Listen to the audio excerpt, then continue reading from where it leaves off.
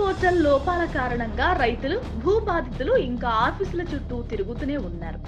రంగారెడ్డి జిల్లా ఇబ్రహీంపట్నం మండలం Mangalpalli survey number 374లోని 1 ఎకరం 32 గుంటల భూమిని నిషేధిత జాబితా నుంచి తొలగించాలని 8 నెలలుగా ఆఫీస్ చుట్టూ తిరుగుతున్నా పని చేయడం లేదంటూ జీవన్ అనే బాధితుడు తలక్రిందులుగా నిరసన తెలిపారు.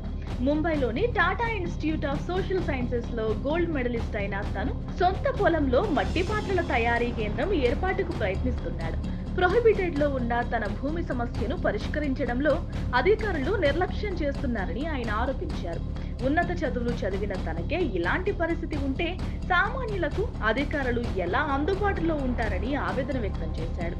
తన సమస్య పరిష్కరించాలంటూ ఎన్నోసార్లు తహసీల్దార్, కలెక్టర్ను కలిశారని, ప్రజా పాలనలో కూడా దరఖాస్తు చేసుకున్నామని ఆయన తెలిపారు. ఈ విషయంపై ఇబ్రహీంపట్నం తహసీల్దార్ను వివరణ కోరగా తన దృష్టికి ఇప్పుడే వచ్చిందని, సమస్య పరిష్కారానికి టైం పడుతుందని తెలిపారు.